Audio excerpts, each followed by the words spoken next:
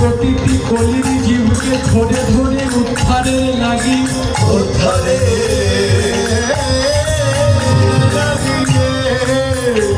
প্রতিটি জীবকে উদ্ধারে লাগি প্রভু এনেছেন মহামাখা মন্ত্র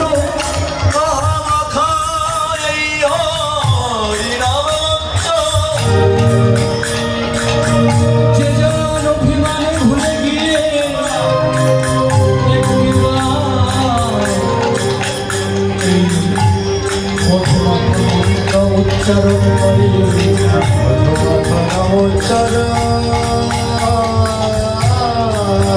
করে তার যে সকল কিতাব জানা ঘুরে যায়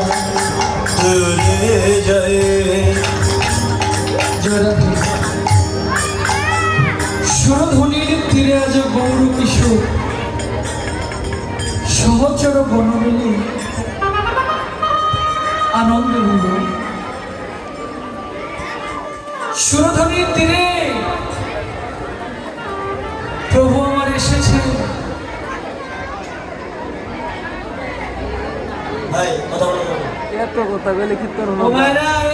সবাই আমার দিকে একটু তাকাবেন সবাই কথা বলবেন না সবাই একটু এই যে যারা যারা কথা বলছেন এই যে হরে কৃষ্ণ হরি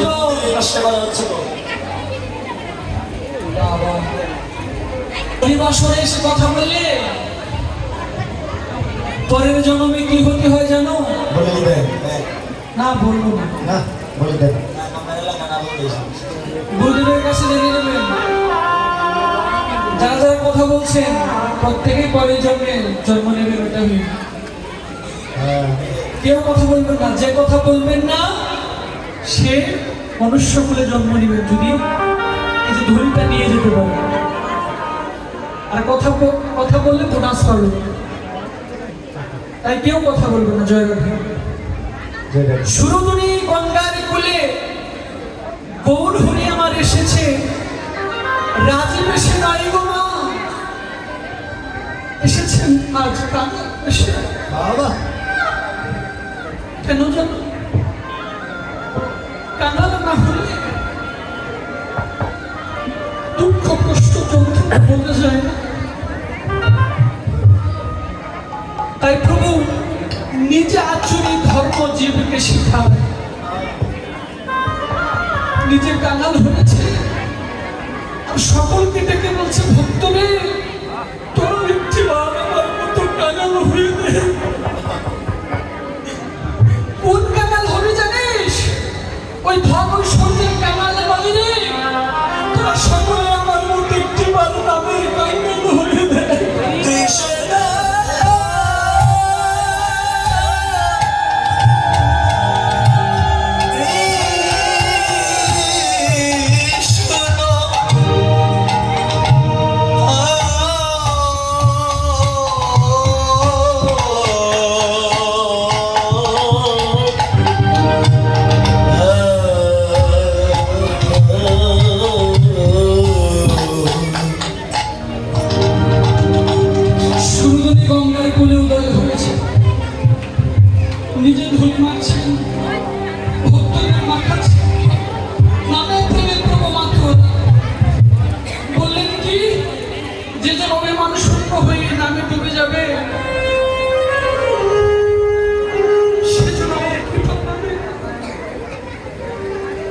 যেজন ডুববে না সেও কিন্তু কৃপা ছাড়া হবে না। শুনলে শূন্য করে একবার এই নামের মাঝে বলে যাও। এই নামের মাঝে কি আছে জানো? একদিন মহাপ্রভু এই নবদ্বীপ ছেড়ে যেদিন বৃন্দাবনে যাবে, ওই বৃন্দাবনে যাওয়ার পথে সম্মুখে পড়েছে একটি ঝাড়খণ্ড বন। সবাই মন দিয়ে শুনবেন, এই যে হরিবল, সম্মুখে পড়েছে একটি ঝাড়খণ্ড বন। প্রভু তো নামের মাঝে মাত্র দেখো, যারা নামে ডুবে থাকে তাদেরকে দেখলে এক প্রকার পাগল মনে হয়। প্রভু নামের প্রেমে আজ পাগল। বনের ভিতর নিয়ে যাচ্ছে, সম্মুখে পড়েছে একটি বাঘ। বাঘ যখন সম্মুখে পড়েছে, আচ্ছা বাবা, জগতের প্রত্যেকটি মানুষ যদি তার ভক্ত হবে, ওই বাঘকে তাহলে তার ভক্ত করে। ওই বাঘকে ভক্ত জ্ঞানে ডেকে বলছে, হে ব্যাঘ্র, একবার বদন করে কৃষ্ণ নাম গা দেখি।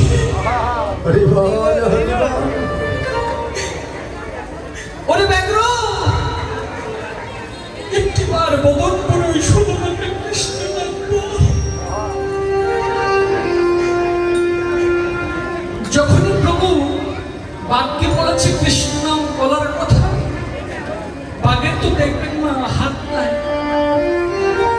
সামনের দু পা উঁচু করে প্রভুর নাম যখনই করে নিয়ে গিয়েছে, ওই দু বাহু উত্তোলন করে জয় রাধে গোবিন্দ বলে প্রভু নামে মাতর হোক।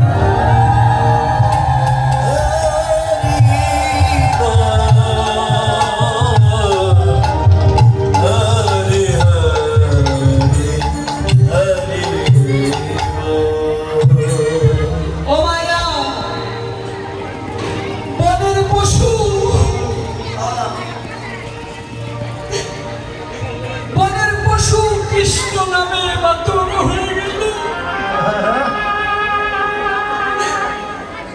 কিন্তু এই সাদের দেবের মানব জগৎ পেয়ে মতন একটি বড় কৃষ্ণ বলে কাঁদতে পারলাম না।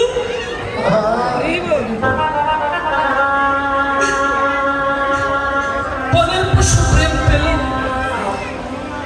মানব জগৎ পেল সাদের জন্ম 84 লক্ষ জন্ম ভ্রমণ করে সাদের মানব জন্ম 20 লক্ষবার গাছপালা হতে হয়। মুক্তি পেলাম কবে জানো? মুক্তি পেলাম যেদিন তুলসী পত্র রূপে আমার জন্ম হলো। আমার পত্র দিয়ে যেদিন আমার গোবিন্দের শ্রীচরণের পূজা হলো, আমি সেদিন বৃক্ষ জন্ম হতে মুক্তি পেলাম। 11 লক্ষবার পোকামাকড় কীট পতঙ্গ হয়ে জন্ম নিতে হয়। মুক্তি পেলাম কবে জানো? যেদিন মৌমাছি রূপে আমার জন্ম হবে। আমার মধু খেয়ে যেদিন সাধুগুরু বৈষ্ণব সন্তুষ্ট হলো। হরিবল হরিবল